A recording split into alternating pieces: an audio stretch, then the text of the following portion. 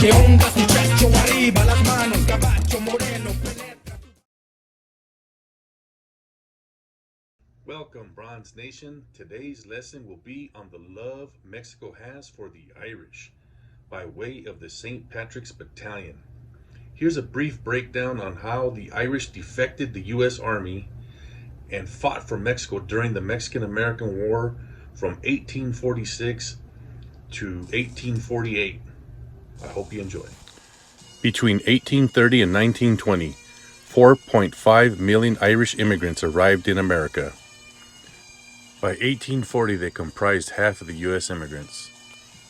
They arrived poor, hungry, and sick, and then crowded into cramped dwellings in Boston, New York, and other northeastern cities.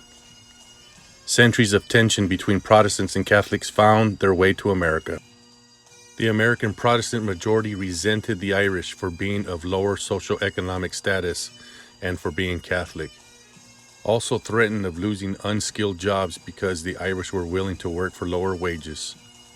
The Irish immigrants provided thousands of men as possible recruits for the U.S. Army.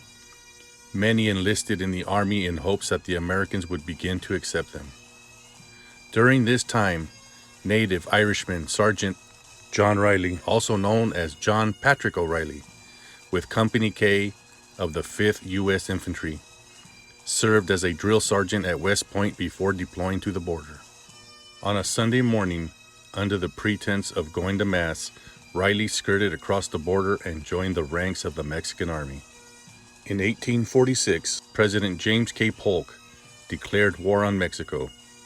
The war was over the U.S. takeover of the Republic of Texas the previous year, and the clash of borders. The U.S. claiming that the border ended at the Nueces River. The Mexicans' claim was the Rio Grande. Unfortunately, the Irish soldiers continued to encounter the same discrimination, especially for their Catholic faith. The soldiers were forced to attend Protestant services and not Mass. This definitely did not sit well with them. The two nations sent troops to their shared border.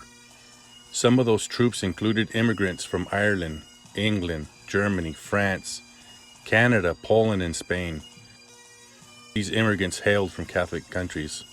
Many United States soldiers disagree with the war, including one future president, Abraham Lincoln. Mexican Army generals saw an opportunity. They sent propaganda and spread messages across the Rio Grande River to U.S. troops that they should leave and join with their Catholic brothers in arms. Proclamations offered Mexican citizenship and land grants starting at 320 acres.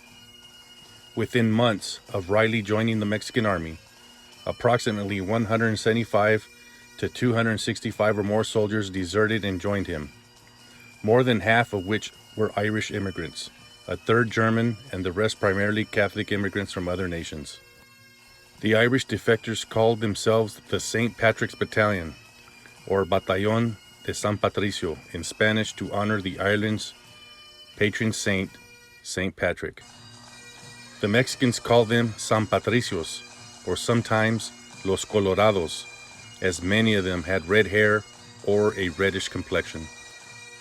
The battalion's flag was a green background with a winged angle harp, 3-leaf clovers, and the term Eringo Bra, which means in Gaelic, Irish till the end of time. Riley and the Patricios fought in some of the toughest battles. Eventually, the battalion was forced to make its last stand at the Battle of Churubusco.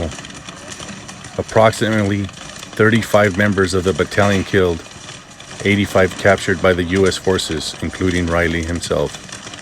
85 other Patricios managed to escape alongside the retreating Mexican forces. Some of the surviving soldiers took part in the Battle of Mexico City. Unfortunately, there was not enough of them to constitute a solid military unit.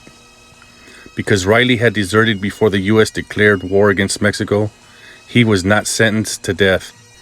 Riley testified to deserting because of the discrimination against the mistreatment of Irish Catholics in the U.S. Army, as well as the mistreatment in the U.S. While he escaped the mass hanging of around 50 other captured members of the St. Patrick's Battalion, Riley was branded on his cheek with the letter D for deserter. Following his conviction and branding, Riley was released and rejoined the Mexican forces. He continued to serve the Mexican army after the war. Being confirmed permanent major, stationed in Veracruz, he was retired on August 14, 1850, due to an illness of yellow fever. For Mexicans, the San Patricios were heroes who came to their aid in a time of need.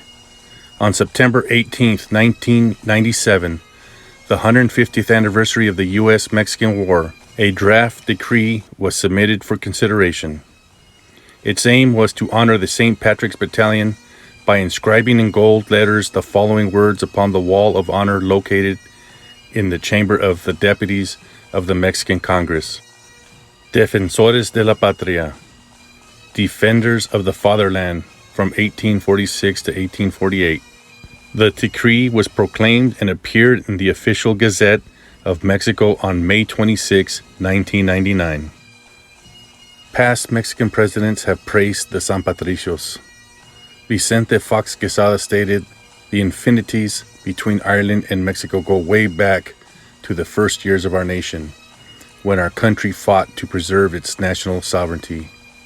Then a brave group of Irish soldiers, in a heroic gesture, decided to fight against the foreign ground invasion." Mexican President Ernesto Cedillo stated, "Members of the St. Patrick's Battalion were executed for following their consciousness. They were martyred for adhering to the highest ideals.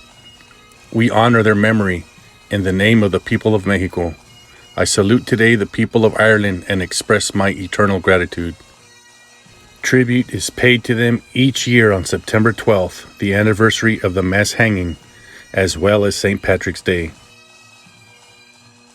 The Irish leader John Riley died 2.5 weeks after his retirement on October 10th, 1850.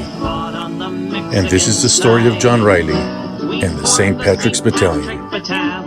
And we fought on the Mexican side.